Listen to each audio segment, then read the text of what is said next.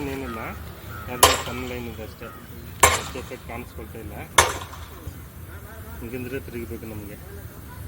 ಯಾವುದೋ ಒಂದು ಸಣ್ಣ ಲೈನ್ ಹಿಂಗೆ ಕ್ರಾಸ್ ಆಗ್ತಾ ಇದೆ.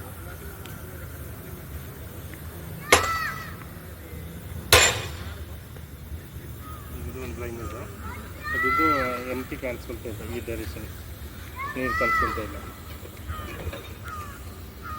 ಇದೊಂದು ಲೈಟಾಗಿತ್ತು ನೀರಿದೆ. ಇದೆಲ್ಲ ಬಂದು ಈ ಜಾಗದಲ್ಲಿ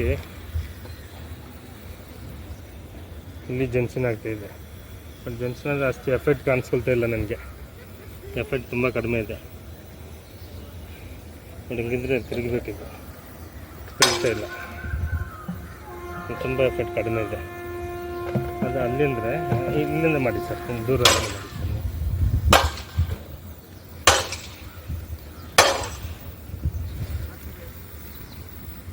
ನೋಡಿ, ಇದು ವಾಟರ್ ಲೈನ್, ಇದು ವಾಟರ್ ಲೈನ್. ಈ ಡೈರೆಕ್ಷನ್ ಅಲ್ಲಿಗಿದೆ. ಇದು ಸ್ವಲ್ಪ ನೀರಿದೆ.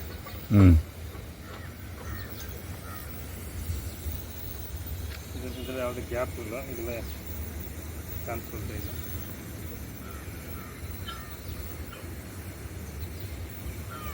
ಇದು ವಾಟರ್ ಲೈನ್,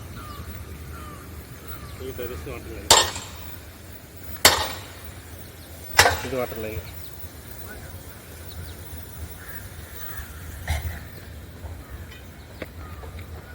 ಎಲ್ಲ ಬಂದು ಇಲ್ಲಿ ಕೊಡ್ತಾ ಇದೆ. ಈ ರೌಂಡ್